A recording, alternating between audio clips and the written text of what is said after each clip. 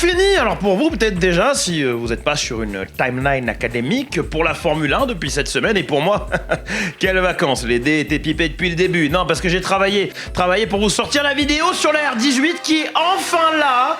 Pas 2, pas 3, 6 bagnoles condensées sur 50 minutes de vidéo qui, si j'en crois vos commentaires, passent comme 20. C'est apparemment j'ai géré le rythme, mais je suis très content. Si vous voulez claquer vos boosts, éventuellement claquez-les là-bas plutôt qu'ici. Alors je sais qu'il y en a, vous les claquez ici seconde 1, c'est très gentil. C'est une vidéo qui aura pris très longtemps à venir, si c'est à la fin de la vidéo sur le R15 TDI, donc en 2024, quelque chose comme ça, qui était finalement en pré-prod à partir de janvier et qui a été en full crunch pendant 2 mois parce que je l'ai recommencé à la moitié du processus, mais vous avez pas besoin de savoir ça. C'est par contre un format qui est assez ingrat, le car, parce que ça intéresse moins les gens, simplement, et que j'en sors beaucoup moins que les Garage Talks. Donc si vous voulez soutenir la chaîne, claquez vos boosts là-bas, c'est peut-être plus judicieux qu'ici, mais sinon, vous pouvez soutenir aussi en utilisant le code Clippy chez Oli pour 10% de réduction. Moi, ça me fait 10% de commission, de l'argent qui, ultimement, me servira sûrement à me casser dans un paradis fiscal.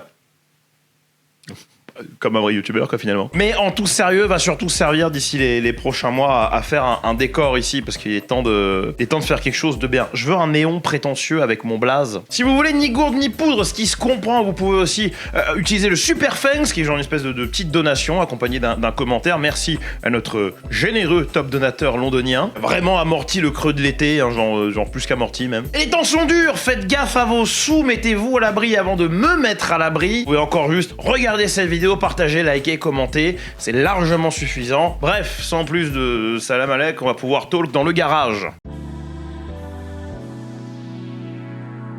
Bon, c'était la dernière à Zandvoort, en tout cas la dernière pour un moment. La FOM préférant des circuits, je pense, plus adaptés à cette génération de Formule 1, comme, je sais pas, le parking d'un stade de NFL ou éventuellement le pas exactement Grand Prix de Madrid un peu loin. Impatient pour le Grand Prix de la zone d'activité commerciale Canabadi-Saint-Pierre, parce qu'apparemment ça a l'air d'être dans les cartes. Bon, on regrettera le GP ou pas, c'est souvent une question d'opinion ça. Moi je le trouvais très fun à conduire personnellement, j'aime bien voir les voitures sur le banking et effectivement, si je suis honnête, d'un point de vue pur spectateur, on n'a pas été tout le temps gâté par les courses là-bas, sauf en cas de pluie. On a eu une année où on avait des voitures qui pouvaient vraiment exploiter un circuit comme celui-là, c'est 2021, quoiqu'elle commençait vraiment à être trop longue déjà. Mais ensuite, malheureusement, ce circuit, on l'aura eu surtout sur la génération de voitures Costa Concordia, Big Bateau, Limousine, là, ce qui effectivement nous aura laissé avec quelques images iconiques, mais pas quelques courses iconiques. Mais c'est dommage, hein, parce que le shift technique avec des monoplaces qui seraient plus capables d'exploiter, il est là. Et si on avait les moteurs pour aller avec, qu'on aura d'ici 2 ou 3 ans, grand maximum selon Ben Sulayem, on aurait pu garder un circuit comme ça et avoir des courses fun, mais c'est pas dans les cartes, donc voilà.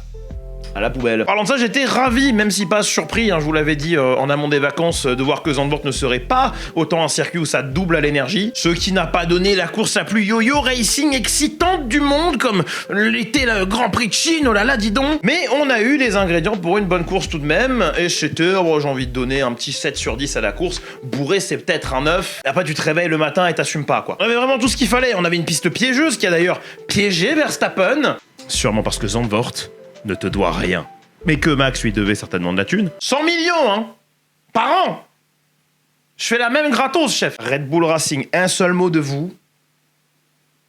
Et je continuerai à utiliser le code Clippy pour 10% de réduction chez Oli Energy. Ha! Chez Sponsor Block. Bon, du coup, pour parler d'accident Verstappen, vite fait, il touche la bande blanche avec les pneus arrière, ce qui du coup fait qu'il perd totalement toute sa traction. C'est récupérable à partir de là. Après, c'est pas comme si on vous disait au permis qu'il faut rester loin des zébrures, bande de... Au niveau des enjeux, c'est bien parce que c'est pas Antonelli qui la gagne, celle-là, donc ça, on va dire, il écrase pas le title fight de toute sa maestria. On a Norris qui a gagné la dernière et qui gagne celle-là. Ça fait 2 d'affilée quelque part, c'est bien, c'est peut-être un rebond McLaren. Mais par contre, en ce qui concerne le Antonelli vers Russell, bon, il est toujours devant. On pourrait se permettre de questionner le fait que, ouais, est-ce qu'il aurait quand même fini devant parce qu'il y a eu un driver swap. Mais si on regarde la course, les 2 départs, le fait que Russell se soit fait passer par une McLaren qui avait des pneus plus durs, genre, non, en fait, on questionne pas du tout. Antonelli, c'est vachement bien de constater quand même pour lui qu'il a fait aucun mauvais week-end cette saison, là où l'année dernière, il les enchaînait. Donc, vraiment, il y a un rebond, pas juste au niveau de sa capacité en tant que pilote, pas juste au niveau de la technicité de la voiture, mais aussi mentalement, tu vois. Genre, les week-ends où il gagne pas et où il finit, il est quand même présent. Et c'est ça qui fait gagner les titres en général. Sinon, pour parler artificiellement de la course, parce que vraiment, c'était pas l'aspect qui m'a le plus passionné, on va dire, de cette reprise. Le week-end a commencé un petit peu avant le week-end, avec l'annonce comme quoi Hadjar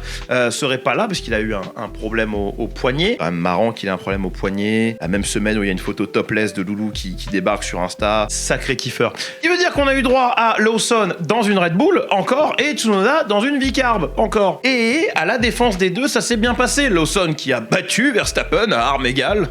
Rincé les mecs. Et Tsunoda dans son rôle de super sub qui va effectivement finir devant Lindblad, mais mieux encore, qui va nous sortir ce qui, selon moi, est le dépassement du week-end. Une manœuvre somptueuse qui fait tellement du bien à voir, pendant que devant, on avait un duel un peu mou, un peu à distance, entre Norris et Antonelli. Un duel qui va se régler à la strat, qui va se régler à la différence, on va dire, au niveau des pneumatiques, mais aussi qui se décide grâce à un move décisif, pardonnez la répétition, de Norris et un Hamilton qui gêne un petit peu la trajectoire du pilote italien, mais c'est la course que veux-tu. Puis on aura une fin de course qui sera marquée par des clashs internes en équipe, on a les Williams qui vont littéralement venir aux mains, on aura Mercedes qui va demander un swap position que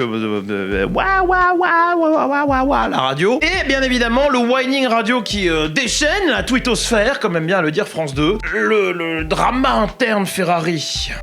On va se mettre d'accord, il n'y a pas de drama, hein. Moi, team principal, ce serait ta gueule et tais-toi, hein, ça filerait plus droit que ça, mais le deux poids, deux mesures, la culture de l'instant, le fait qu'on parle que de ce qui s'est passé entre les pilotes Féfé, pas vraiment de ce qui s'est passé entre les pilotes Merco, que ce soit ce duo-là, ou le duo d'avant, ou le duo d'avant, ou le duo d'avant, peut-être que c'est parce qu'il y a plus de gens qui sont fans d'Hamilton que de gens qui en ont quelque chose à foutre de la battle inter-team. Mais oui, effectivement, moi je comprends hein, que Loulou se soit plaint après coup, on va paraphraser ici, mais ce qu'il dit c'est que c'est difficile à digérer, surtout quand tu vois les deux Mercedes qui exécutent le même ordre directement. Ici, c'était pas pareil. Bon, même ordre directement, on repassera pas dessus, je pense qu'il a pas entendu la radio de Russell, mais je pense à un moment aussi, il faut qu'il réalise qu'il a pas Bottas en coéquipier chez Ferrari en fait. Et c'est vrai que c'est peut-être la première fois où Hamilton, il arrive avec un teammate installé, que l'équipe ne va pas descendre pour lui. Et c'est dit sans aucun... Comment dire ? Il y a une réalité, en fait, au sport, c'est que une équipe peut se mettre à privilégier un pilote plutôt qu'un autre. Et c'est souvent arrivé à Hamilton, mais pas systématiquement, on va dire, de la manière la moins sportive non plus. Il y a un numéro 1 qui se crée de facto. Chez McLaren, en 2007, Alonso, il a été ostracisé assez rapidement. Ça, justement, au profit d'Hamilton, parce que c'était la superstar montante, et que bon, écurie britannique, pilote britannique, tu comprends. Chez Mercedes, au début, bon, il y avait un petit peu de quoi se bouffer le nez, mais ça fightait pas tout de suite pour le titre. Et quand on a commencé à voir qu'il y en avait un qui gagnait beaucoup plus que l'autre, on a commencé à l'avantager un peu plus. Jusqu'à ce que celui qui finalement finira par interrompre le streak et le battre à machinerie égale, finisse par se barrer. Et là, chez Merco, on va pas faire la même erreur d'avoir deux numéro 1 et un numéro 1 bis qu'on va essayer de rétrograder. On va au contraire prendre un numéro 2. Quand il quitte la structure, c'est aussi parce qu'il sent un peu que Russell peut s'installer comme un numéro 1. Mais il prend le pari, il prend le défi, qui est louable, même si moi, en tant qu'agent et pilote, je trouve ça totalement con, d'aller dans une écurie où il y a un mec qui est déjà installé, qui est le prédestinato, qui est le mec à qui on fait des contrats gigalons, qu'on avait signé, genre... Souvenez-vous que quand on bombarde Leclerc d'Alfa Romeo à Ferrari, non seulement c'est le plus jeune pilote jamais signé chez Ferrari, mais en plus c'était pas un contrat d'un an, hein. Immédiatement, ils étaient en mode, ce gamin, il est spécial, on veut qu'il soit spécial. Ce qui rend la situation extrêmement compliquée à gérer, parce qu'on a d'un côté un septuple champion du monde qui vaut son pesant de cacahuètes, faut pas déconner, et de l'autre côté, on a le gosse dans lequel on a tellement investi qu'il y a déjà toute l'équipe dans sa poche. Et le gros problème qu'a Ferrari, c'est que de toute façon, ça fait longtemps qu'ils assoient plus la même autorité qu'antan sur leurs pilotes. Même entre Charles et Seb, il y avait des points de contention. Et non seulement Loulou, il devrait pas être surpris, et à mon avis, il l'est pas, hein, remuer la merde comme ça publiquement, c'est justement pour essayer d'obtenir une réaction de Ferrari, mais en plus, il le voit de toute façon, parce que chez Ferrari, on en est toujours à faire un truc qui, moi, m'hallucine, c'est de demander aux pilotes leur préférence de strat mi-course. Parce que soit on peut leur demander t'en penses quoi des médiums pour le prochain arrêt, et ils peuvent dire oui, non, peut-être. Et Loulou, il est pas habitué à être dans ce rôle-là, parce que chez Mercedes, bah en gros, on le faisait rentrer et il disait non, mes pneus sont bons. Il rentrait quand même, on lui mettait des durs, il faisait je comprends pas, Bono man, my fucking tire, my forehead too big. Et puis finalement, il gagnait la course parce que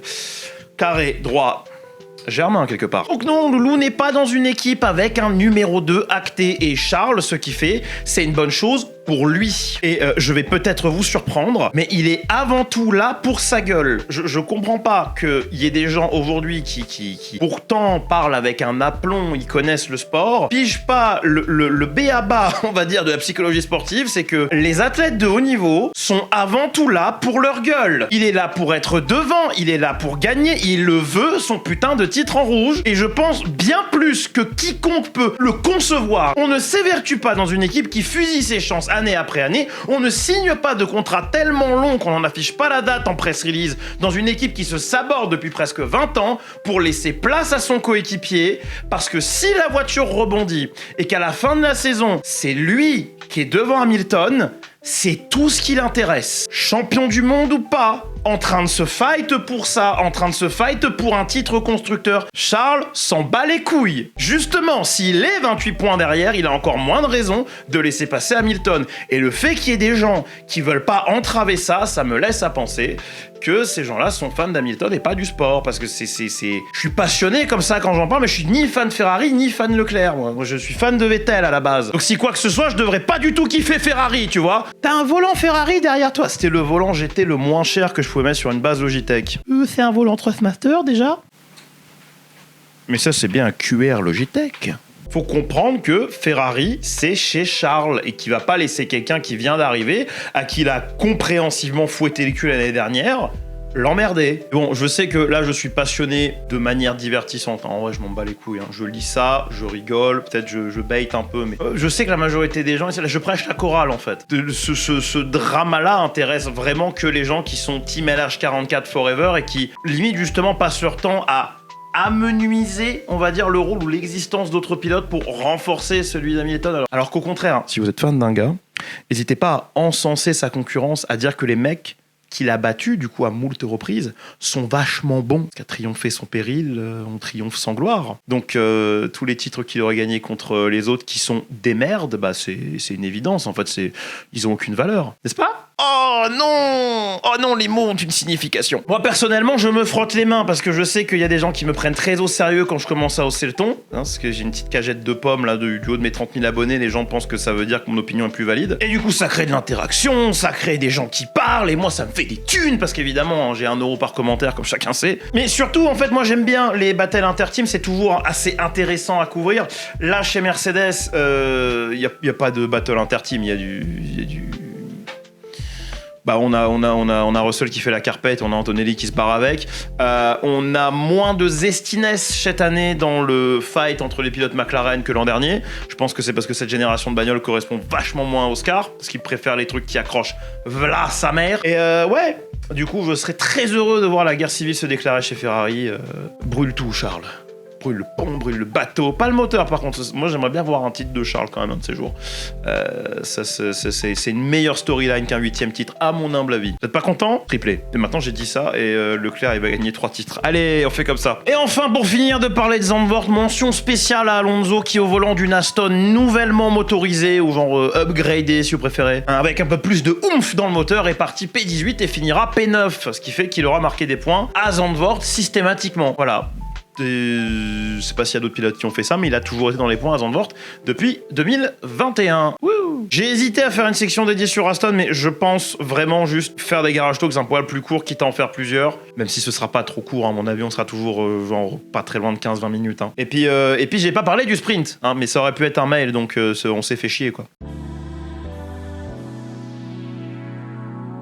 Ça spéculait depuis longtemps sur son avenir parce qu'il était allé voir Toto sur son bateau. Oui, mais là, il va vraiment partir parce que Russell est mauvais. Et même moi, je spéculais, je pensais qu'il quitterait la Formule 1 tout simplement fin 2028 à l'issue de son contrat, voire même à l'issue de cette saison parce que sa clause perfo lui aurait permis. Mais il re-signe. Il étend son commitment avec Red Bull jusqu'en 2030. Max Verstappen pour une somme gigantissime est confirmé pour 2 ans de plus que son terme initial. Un deal qui du coup l'installe largement comme le pilote avec la plus grande longévité dans la structure Red Bull Racing, même si j'inclus Toro Rosso quand même dans ce bail-là. Et c'est totalement logique que si Max reste en Formule 1, il reste chez Red Bull. On reviendra sur le pourquoi je pense qu'il devrait pas rester de toute façon après, mais c'est juste parce que je suis un connard romantique. Chez Red Bull, il est dans un environnement qui soit est moins compétitif qu'avant, mais a largement les moyens d'aller retrouver cette compétitivité. Il est aussi dans un environnement qui connaît et il approche de la fin de sa carrière, même si moi je la voyais déjà là, on peut se tromper, hein, comme quoi. Et le fait de quitter Red Bull pour aller dans une structure qu'il connaîtrait pas ou beaucoup moins, genre comme Mercedes par exemple, c'était pas envisageable, d'autant que Red Bull va laisser à Verstappen des libertés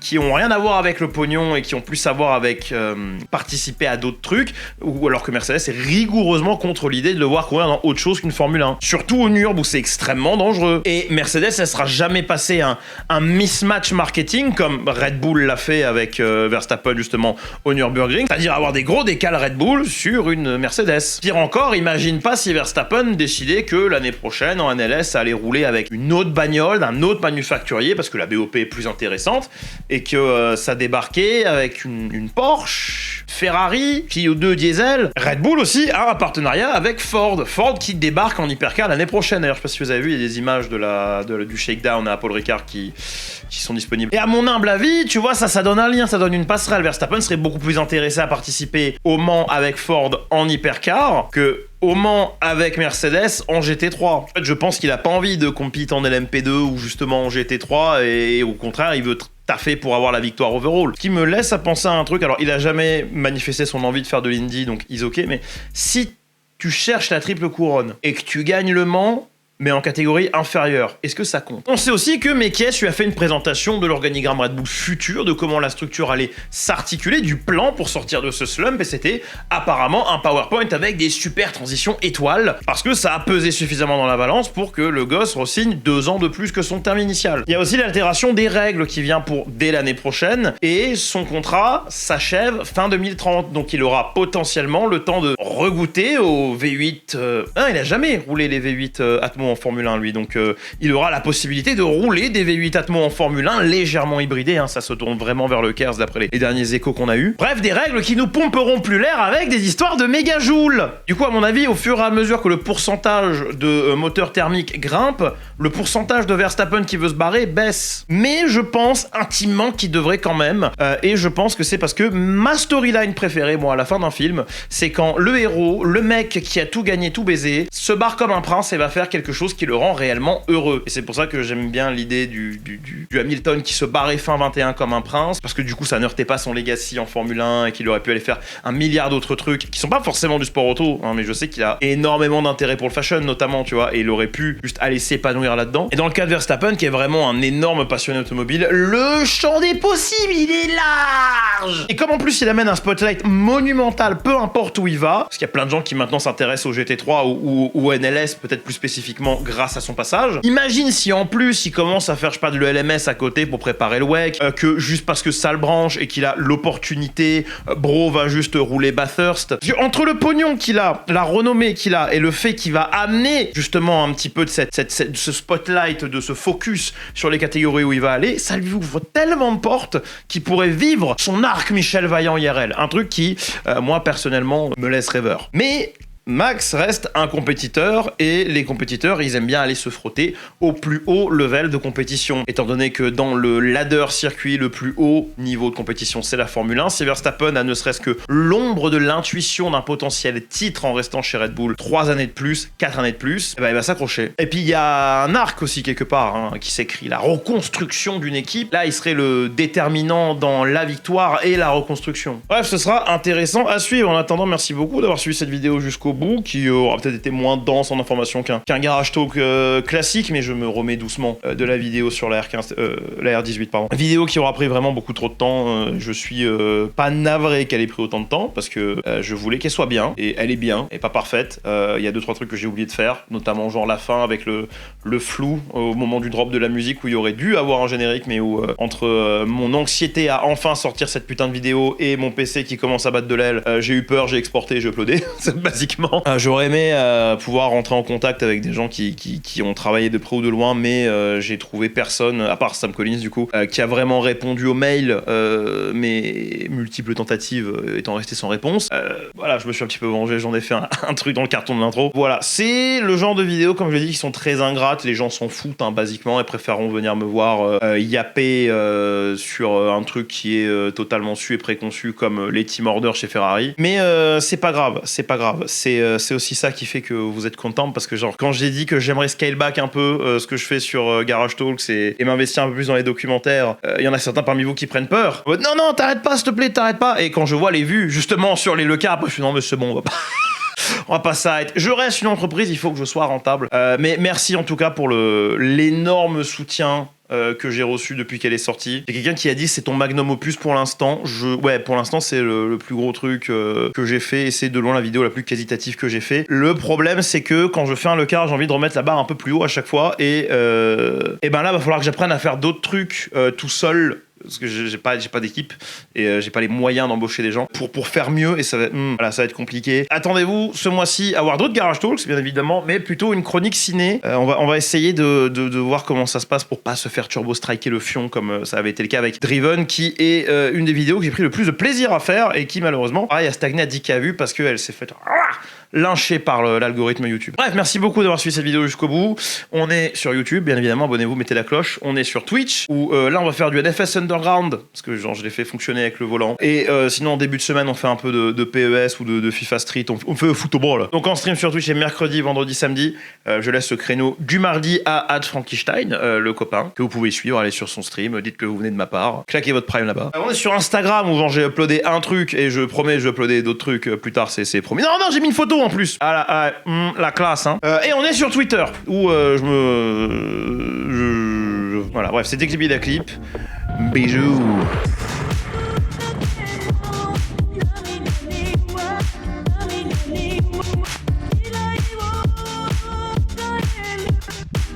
Got